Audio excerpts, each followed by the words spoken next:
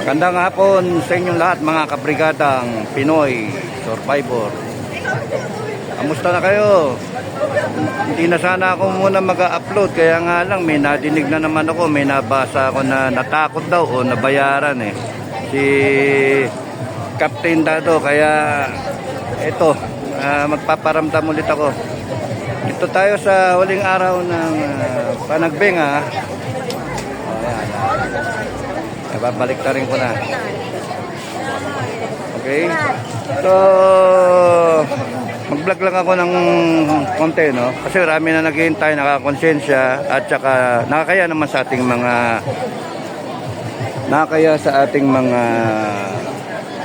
basher at mga troll. At yung mga bayaran, mga ensaymada na vlogger. Bayaran daw inayo pa kayo, animal kayo. Nananahimik ang tao, ayaw nyong tantanan, mga ungas kayo, matatapos din yung oras nyo, no? Okay, so magsasalita lang ako, no? Okay, kumusta muna sa inyong lahat, magandang umaga, tanghali at hapon sa inyong lahat. Okay, magandang tanghali sa inyong lahat. Tama ba? O yan. O yung angulo. So habang nakikita ninyo, mali yung sinasabi na naghihirap na ang tao. Tingnan nyo naman ang tao.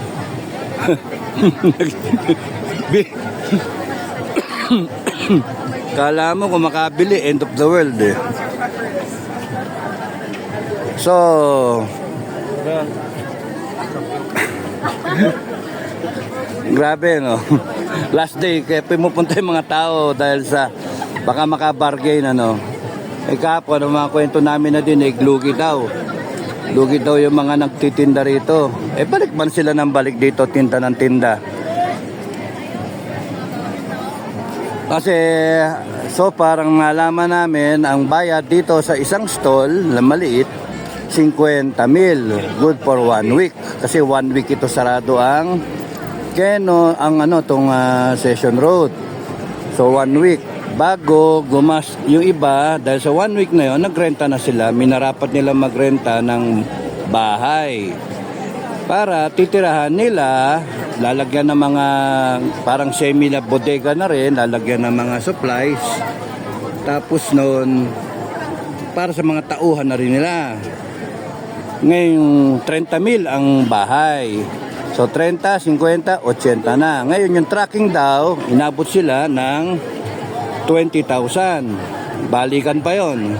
Ewan ko kung yung 20,000 is one way. O granting na maubos nila. Magiging nag-vlog ako. Nagiging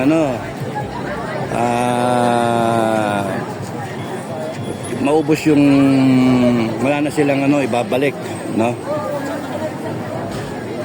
So 100k ang initial dole out nila. Siyempre may mga puhunan pa sila dun sa mga merchandise nila, or kung nakuha nila ng bayad utang, malalaman nila kailangan yung in 1 day mga maka-20 sila. More or less 20,000. Yung iba kaya, yung iba hindi. Kasi grabe yung competition The way na naka-layout ito, sapatos, then dami-daming sapatos, dahil nagtitinda ng sapatos, pagkain, dami nagtitinda ng pagkain. So you can just imagine kung 1 pizza pie, paghati-hatian nila yon, nawala na yung mga kasama ko. Wala, hindi ako nakatingin. Okay. So, yun yung kwento. Lugi sila, yun ang sinasabi. Pero ang hindi alam ng iba, perception kasi, grabe naman yung city. Hindi ang mahal ng renta, hindi city Hindi city. Porsyento lang napupunta sa city. Ang may control dito is yung Panagbenga Ek-Ek na foundation. which is private group. Sila yung nagtutubo. Kaya grabe. Again, kung para sa city sana, okay sana na ano, nakakalula naman yan, no? Tao. O yan yung sinasabing walang pera ang tao. Hirap na ang tao. Pero share ko sa inyo yung sinabi sa akin ng isang matanda kahapon, isang sabi, pati ba sila OFW sila? OFW sila.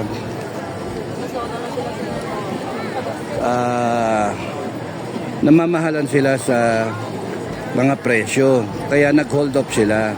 Hintay na lang nila na ngayong last day sila bibili when bargain na lahat. So, yun yung kwento. Ngayon, nagugulat sila sa mga tao. Kung bumunot ng pera, marami. Libo-libo na bago pa. So, bakit ganun? Ang naisip na lang nila, siguro, padala ng mga kamag-anak nila na OFW yung pera. Padala ng mga kamag-anak. So, hirap ano? Mahirap hawakan tong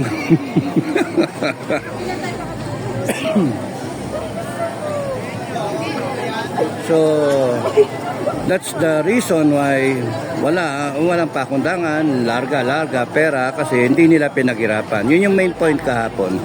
Sila, pinaghirapan nila yung pera. Sa kanila nagaling talaga, OFW sila. Pero ingat na ingat silang gastusin kasi nga they know the pain of earning. Halos nagpakasalaula sila. Yung nawala ng dignidad, kuskusin yung puwet ng foreigner, tapos noon para lang kumita and then para lang may padala. Pero yung ibang kapwa natin Pilipino hindi nila na-appreciate, kaya sana kayong mga kabagang, mga kapwa Pilipino, sipin nyo rin, no? Kung may source of income kayo, abay, kung lalo na yung pinapadala ng mga kapwa ninyong kamag-anak, OFW, kapamilya, isipin nyo rin naman, pinaghirapan. No? Huwag yung tira ng tira. Ang isecure nyo na muna yung makakain ninyo. Pero everything is thriving here. So, tingnan ko kung ma-share ko sa inyo yung yung napunan ko kahapon. Lumabas pa sa nag-motorcade pa si Batang Quiapo, si Coco Martin, nagpakita pa siya. Kaya ang tao, nagkagulo pa. Ang daming tao. So, habang pinapanood ko yun, nakita ko, ang tao, lalabas talaga sa kalsada. Politiko, lalabas sila. Artista, lalabas sila. Pagka ganitong mga parang style fiesta, lalabas sila. Kaya nga kaya pagkakagastusan, lalabas sila. Mga bargain. Kaya dami Pero para sa bansang Pilipinas, question mark kung lalabas sila. Or would they have the time? Kaya isipin nyo, ako napaisip ako Iniisip ko rin yung mga nagsasabi na ngayon na, kalsada na. Ayan nasa kalsada naman ang mga tao. Pero yung motive for going out, questionable nga yung reason. Will they really go out pagka pinag-usapan bansang Pilipinas? Pero pagka pinag-usapan meron something good for them sa kanila, on their own, baka lumabas. Makakita ka na artista, makakita ka ng politiko, makakuha ka na ayuda, o may mabili ka na bargain. So, yun yung